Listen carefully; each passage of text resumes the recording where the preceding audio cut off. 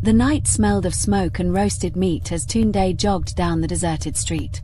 The wind carried that familiar spice: pepper, ginger, onions, and something else he couldn't name. His stomach growled. He had skipped dinner after a long day at work, and the city was asleep. Then he saw the glow, a small Suya stand flickering under a broken streetlight. The man behind the grill wore a worn cap and a bloodstained apron. His face was calm, expression unreadable. "Good evening," the man said, turning the sizzling meat with slow precision. Tunde smiled. "Ah, perfect timing, barber. Everywhere else is closed." The man nodded without looking up.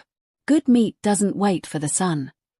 He sliced a piece from the grill and handed it to Tunde with bare fingers. "Taste. First one is free." The meat melted in Tunde's mouth. Soft, rich, addictive. "This is incredible," he said, almost moaning. The old man chuckled quietly. "Real flavor takes sacrifice." Tunde didn't think much of it. He bought 2 more wraps, paid, and walked home in bliss. The next night, he came again. And the next. It became routine. Each evening after work, he stopped by barber's stall, drawn by the smell. The man always greeted him the same way. "You came back. My boy, hunger never sleeps." One night, while eating, Tunde noticed something odd. A young girl stood near the stall, staring blankly. She wore school uniform, her shoes muddy. Barber handed her a paper wrap. She didn't pay, just turned and walked away into the darkness. Tunde frowned. "She forgot to pay you." Barber's knife froze mid-air. "She's a friend." "A friend?" "Not all payments are in cash," Barber said softly, and resumed cutting. The words lingered in Tunde's head long after he left. The following week, news spread in the neighborhood: a missing girl. Same uniform. Same street. The police were asking questions, but no one had answers. Tunde's chest tightened. He remembered the girl at the stall. The smell of meat suddenly turned his stomach. He avoided the stand for days, but the cravings wouldn't stop. The memory of that smoky flavor haunted him, invaded his sleep. On the 5th night, he gave in. When he arrived, the street was empty. The fire burned lower than usual.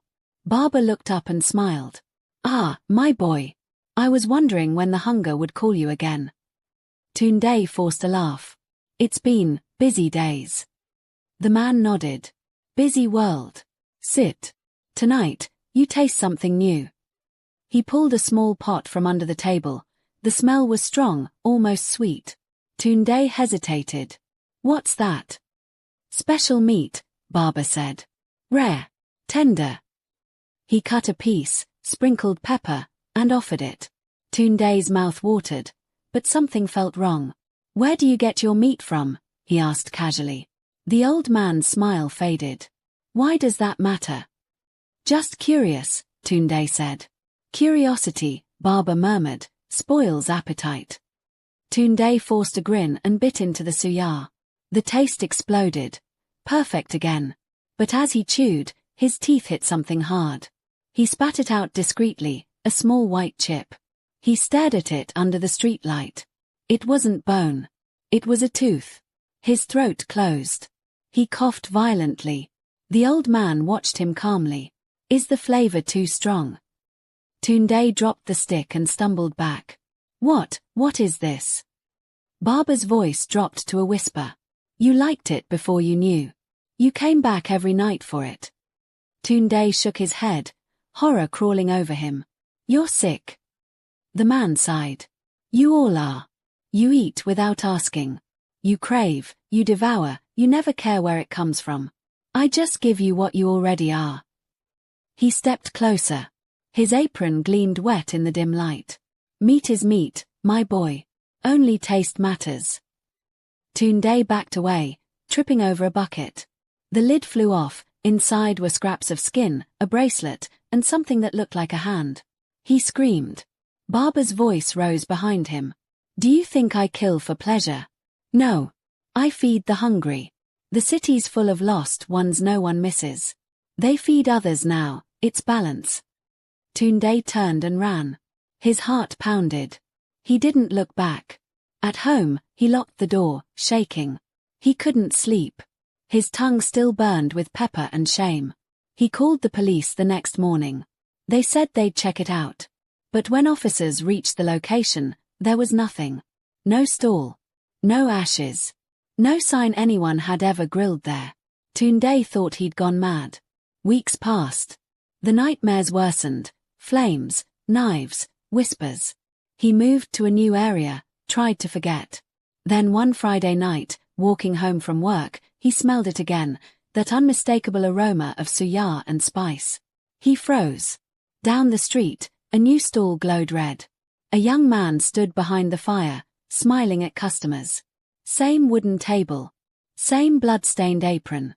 Tunde's heart stopped. The man looked up and smiled exactly like Baba. "Evening, my boy," he said, voice low and familiar. "You came just in time. My fire is still warm." Tunde stepped back slowly. "Who are you?" The man's grin widened. "Just the new seller. The old one taught me his recipe before he retired." The air thickened with smoke. Tunde stumbled away as the laughter followed him down the street, calm, patient, echoing like fire crackle. They say the new stall still appears on quiet nights, always moving, always near the last missing person's home. And if you ever walk alone and smell that perfect suya, remember, some flavors aren't meant to be tasted twice. If you enjoyed this story, don't forget to like, comment your thoughts, and subscribe.